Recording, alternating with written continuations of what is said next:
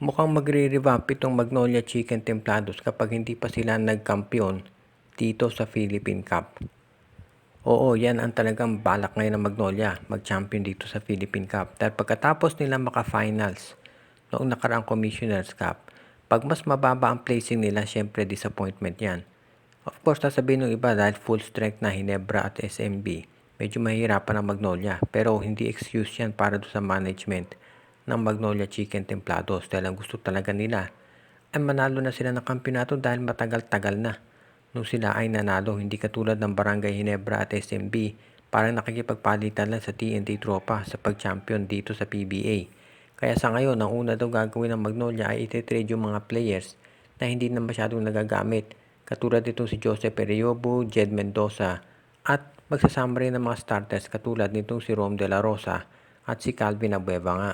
Ito si Abueva matagal na napapabalita pero hindi pa rin matuloy yung trade dahil yung mga ibang teams ang tingin mababa na ang value nito. Itong si Rom De La Rosa okay pa yan pero mukhang gusto siyang isama ng Magnolia sa mga trade package para mas magaling yung mga player na makukuhang kapalit. Ito si Mendoza at si Eriobo mga additional options yan para sa mga trade na gagawin ng Magnolia. Individually medyo mababa value nila pero kung ipagsasama mo kasama itong si Rom De La Rosa o si Abueva, magiging okay na yan para doon sa mga players na gusto nilang makuha katulad ni Arvin Tolentino.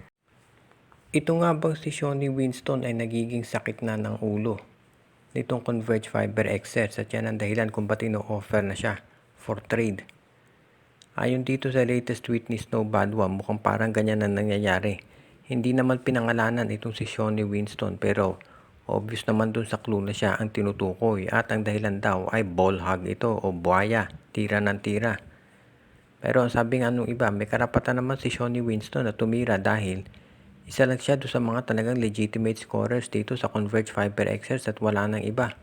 So hindi na nakapagtataka na gustuhin niya na tumira talaga ng bola at meron naman siyang lisensya na maging scorer. O di kaya naman baka si Winston talagang ginagawa yan dahil gusto na niyang ma-trade at hindi na siya masaya dito sa nangyayari sa Converge dahil nga sunod-sunod ang talo. Siguro ayaw din niya doon sa team na nagtatank katulad ng Converge.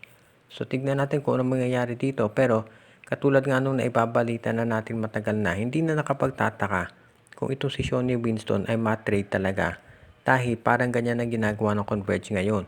Gusto nila na mahina yung team para makapag-tank at magre-rebuild sila kapag nakuha na si Justin Baltasar.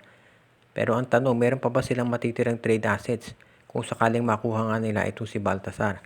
Dahil yung magagaling nilang player na trade na pero yung naman makapalit hindi gaanong kahusay.